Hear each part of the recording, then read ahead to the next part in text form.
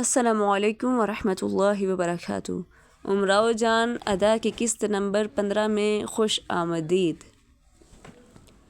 فیض علی سے اگر مجھ کو محبت نہ تھی تو نفرت بھی نہ تھی، اور نفرت ہونے کی کیا وجہ؟ اول تو وہ کچھ بدصورت بھی نہ تھے، دوسرے لینا دینا عجیب چیز ہے۔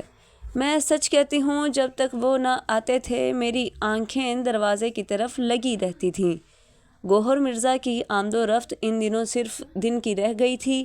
شب کے آنے والوں میں سے بھی اکثر لوگ سمجھ گئے تھے کہ میں کسی کی پابند ہو گئی ہوں، اسی لیے سویرے سے کھسک جاتے تھے، اور جو صاحب جم کے بیٹھے تھے ان کو میں کسی ہیلے سے ٹال دیتی تھی۔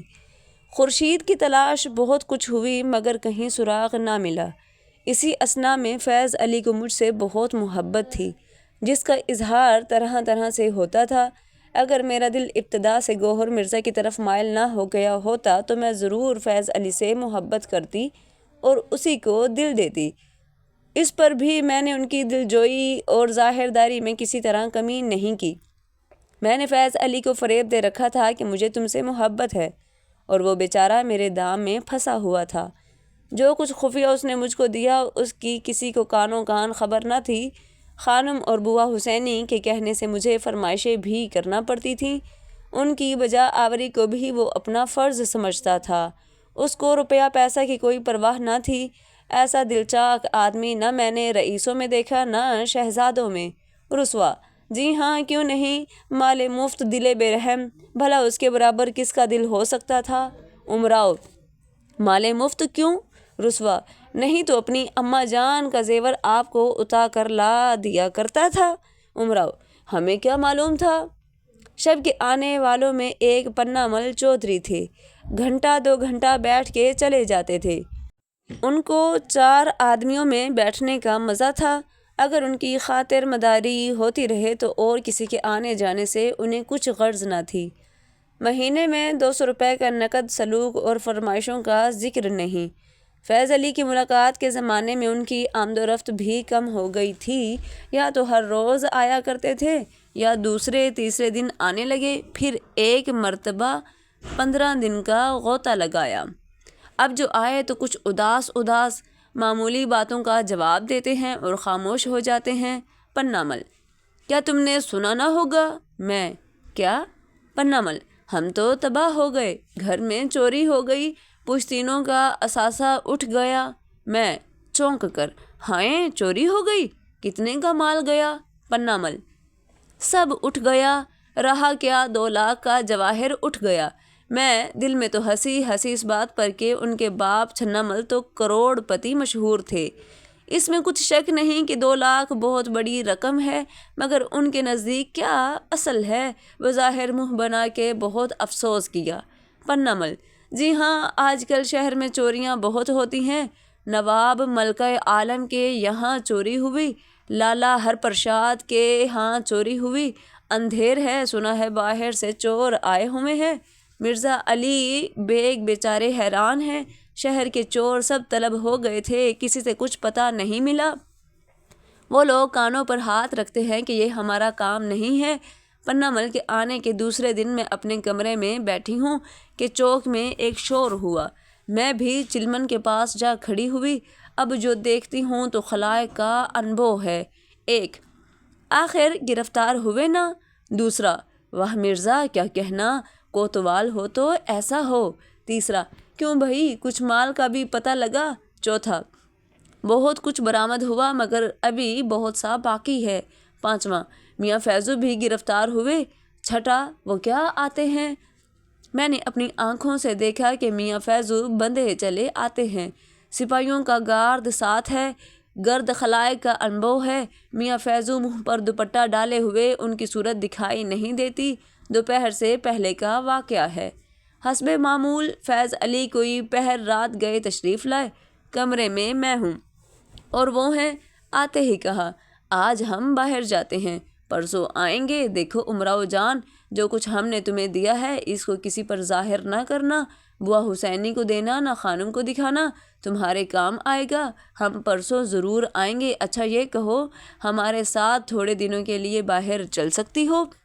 میں تم جانتے ہو کہ میں اپنے بس میں نہیں، خانم صاحب کو اختیار ہے، تم ان سے کہو، اگر وہ راضی ہوں تو مجھے کیا عذر ہے؟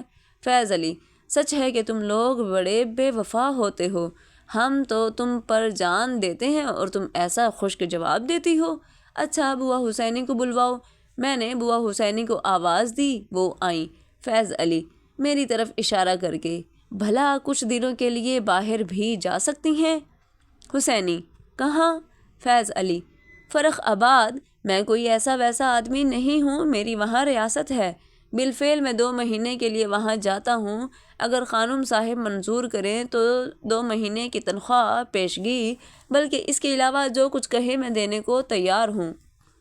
بوا حسینی: مجھے تو نہیں یقین کہ خانم منظور کریں گی۔ فیض علی: اچھا تم پوچھو تو۔ بوا حسینی خانم صاحب کے پاس گئیں۔ میرے نزدیک بوا حسینی کو خانم کے پاس بھیجنا بیکار تھا، اس لیے کہ مجھے یقین تھا کہ وہ ہرگز منظور نہ کریں گی۔ فیض علی نے میرے ساتھ وہ سلوک کیا تھا کہ اگر میں اپنے اختیار میں ہوتی تو مجھے ان کے ساتھ جانے میں کچھ عذر بھی نہ ہوتا۔ میں یہ خیال کرتی تھی کہ جب اس شخص نے گھر بیٹھے اتنا سلوک کیا تو وطن جا کر تو نہال کر دے گا۔ میں اس خیال میں تھی کہ اتنے میں بوا حسینی نے آ کر صاف جواب دیا: ان کا باہر جانا کسی طرح نہیں ہو سکتا۔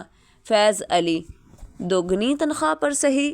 بوا حسینی: چوگنی تنخواہ پر بھی نہیں ممکن، ہم لوگ باہر نہیں جانے دیتے۔ فیض علی: خیر جانے دو۔ بوا حسینی چلی گئیں۔ میں نے دیکھا کہ فیض علی کی آنکھوں سے ٹپ ٹپ آنسو گرنے لگے۔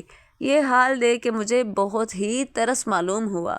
معشوقوں کی بے وفائیوں کا تذکرہ قصہ کہانیوں میں جب سنتی تھی تو مجھے بہت افسوس ہوتا تھا، برا کہتی تھی۔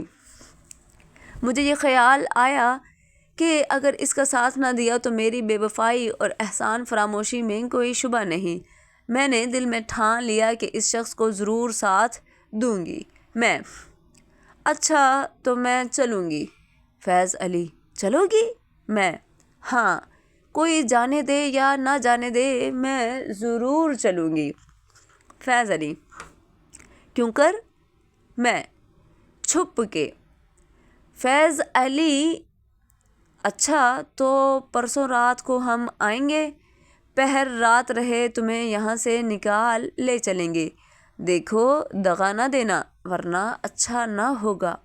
میں اپنی خوشی سے چلنے کو کہتی ہوں، تم سے وعدہ کر چکی ہوں، میرے وعدے کو بھی دیکھنا۔ فیض علی: بہت اچھا دیکھا جائے گا۔ اس رات کو فیض علی کوئی 1.5 پہر رات رہے میرے پاس سے اٹھ کے چلے گئے۔ ان کے جانے کے بعد دل میں غور کرنے لگی، وعدہ تو کر لیا مگر دیکھیے کیا ہوتا ہے، جاؤں یا نہ جاؤں۔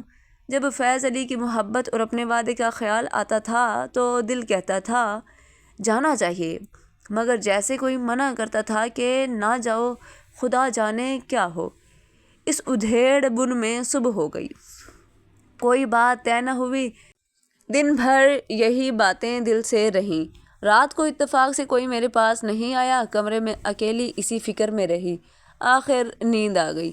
صبح کو ذرا دن چڑھے سویا کی، گوہر مرزا نے کچی نیند میں آ کر جھنجھوڑ کے اٹھا دیا۔ مجھے بہت ہی برا معلوم ہوا۔ دن بھر نشے کا سا خمار رہا، نہیں معلوم کس بات پر بوا حسینی سے الجھن ہو گئی۔ ہاں خوب یاد آیا، بات یہ تھی کہ کہیں باہر سے مجرا آیا تھا، بوا حسینی نے مجھ سے کہا جاؤ گی؟ اس وقت میرے سر میں درد ہو رہا تھا، میں نے صاف انکار کر دیا۔ بوا حسینی نے کہا واہ، جب نہ تب انکار کر دیتی ہو، آخر اس پیشہ میں ہو کر کرو گی کیا؟ میں نے کہا میں تو نہ جاؤں گی۔ بوا حسینی نے کہا نہیں جانا تو ہوگا، خاص تمہاری فرمائش ہے اور خانم صاحب نے وعدہ کر لیا ہے، روپیہ بھی لے لیا ہے۔ میں نے کہا بوا میں نہیں جانے کی، روپیہ پھیر دو۔ بوا حسینی: بھلا تم جانتی ہو خانم صاحب روپیہ لے کے کبھی پھیرتی ہیں؟ میں: چاہے کسی کی طبیعت اچھی ہو چاہے نہ اچھی ہو، اگر خانم صاحب روپیہ نہ پھیریں گی تو میں اپنے پاس سے پھیر دوں گی۔ بوا حسینی: آہا، اب تم بڑی روپیہ والی ہو گئی ہو، لاؤ پھیر دو۔ میں: کتنا روپیہ ہے؟ بوا حسینی: 100 روپیہ۔ میں: 100 روپیہ لوگی یا کسی کی جان؟ بوا حسینی کو بھی اس دن خدا جانے کہاں کی ضد چڑھ گئی تھی۔ بوا حسینی: بڑی کھری ہو تو دے دو، میں شام کو دے دوں گی۔ بوا حسینی: وہاں باہر کے آدمی بیٹھے ہوئے ہیں، وہ شام تک کے لیے کیوں مانیں گے؟ بوا حسینی اپنے دل میں یہ سمجھے تھی کہ اس کے پاس روپیہ کہاں سے آیا، اگر اس وقت اس ہیلے سے تنگ کی جائے گی تو خواہ مخواہ مجرے پر راضی ہو جائے گی۔ میرے صندوقچے میں اس وقت کچھ نہ ہوں گے تو 1000-1500 کی تو اشرفیاں تھیں، زیور کا ذکر نہیں، مگر اس وقت بوا حسینی کے سامنے صندوقچہ کھولنا مناسب نہ تھا۔ میں: جاؤ گھنٹہ بھر میں لے جانا۔ بوا حسینی: گھنٹہ بھر میں کیا موکل دے جائیں گے؟ میں: ہاں دے جائیں گے، جاؤ بھائی، مجھے اس وقت دکھ نہ کرو، میری طبیعت اچھی نہیں ہے۔ بوا حسینی: آخر کچھ کہہ تو، لڑکی کیا ہوا؟ میں: مجھے بخار کی سی حرارت ہے اور سر میں شدت سے درد ہو رہا ہے۔ بوا حسینی ماتھے پر ہاتھ رکھ کے دیکھا: ہاں سچ تو ہے، پنڈا پھیکا ہے، مگر مجرے کو تو کہیں پرسوں جانا ہوگا، جب تک خدا نہ کرے کیا طبیعت کا یہی حال رہے گا؟ روپے کیوں پھیرے جائیں؟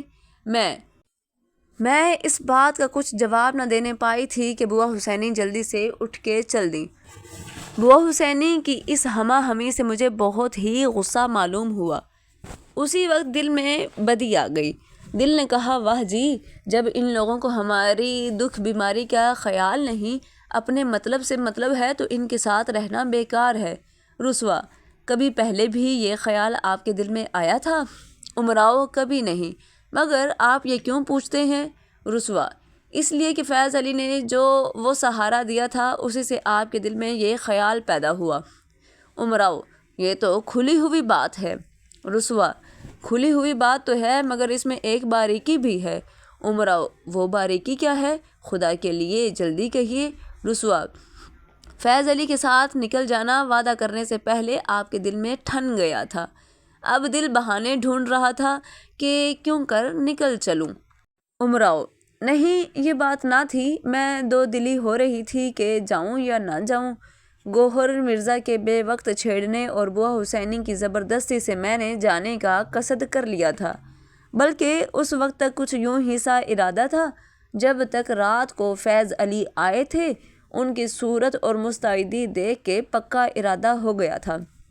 رسوا: جی نہیں، پہلے ہی سے قصد مصمم ہو چکا تھا، اس لیے گوہر مرزا کا چھیڑنا اور بوا حسینی کی ضد آپ کو بری معلوم ہوئی، ورنہ یہ معمولی باتیں تھیں، ایسا تو اکثر ہوا کرتا تھا۔ امراؤ: میں نے مانا کہ ایسا ہوگا، اچھا پھر وہ منع کرنے والا کون تھا؟ میں سچ کہتی ہوں کہ چلتے چلتے مجھے ایسا معلوم ہوا جیسے کوئی کان میں کہہ رہا ہے: امراؤ نہ جا، کہا مان۔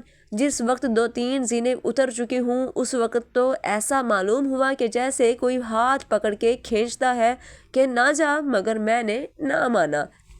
رسوا: یہ روکنے والا بڑا زبردست تھا، اسی کا حکم نہ ماننے کی تو آپ نے سزا بھگتی۔ امراؤ: اچھا میں سمجھی، یہ وہ چیز ہے جو نیک کاموں کی ہدایت کرتی ہے اور برے کاموں سے روکتی ہے۔ رسوا: جی نہیں، یہ وہ نہ تھی۔ خانم کے مکان پر رہنا کون سا ایسا اچھا کام تھا؟ مجھے آپ کی باتوں سے معلوم ہو چکا ہے کہ آپ بدکاری کو ہمیشہ برا سمجھتی رہی ہیں، اگرچہ آپ کی حالت نے آپ کو اس کے کرنے پر مجبور کیا ہو۔ پھر خانم کے مکان پر رہنے سے ایک شخص کا ساتھ دے کے اس کا پابند ہو جانا بدرجہ بہتر تھا۔ بات یہ تھی کہ فیض علی کے حسن سلوک نے آپ کو اس کے ساتھ نکل جانے کی ترغیب دی تھی، قیافہ شناسی کے شوق اور اس میں کسی قدر ملکہ ہو جانے سے آپ اچھی خاصی مردم شناس ہو گئی تھیں۔ عیش باغ کے میلے میں لوگوں کے چہرے دیکھنے کا حال میں نے بڑے شوق سے سنا تھا۔ فیض علی کے کرتوت آپ پر ظاہر نہ تھے، مگر اس کی شکل و شمائل، رفتار و گفتار سے آپ کے دل کو آگاہی ہو گئی تھی کہ اس کے ساتھ جانے میں کچھ نہ کچھ خطرہ ضرور ہے، مگر اس کی فریب کی باتوں، روپیہ کے لالچ نے آپ کی آنکھوں پر پردے ڈال دیے تھے۔ افسوس، اگر آپ علم مردم شناسی کے اصول سے واقف ہوتیں تو کبھی اس کے دام میں نہ آتیں۔ امراؤ: میں پڑھوں گی، کسی کتاب کا نام لیجیے۔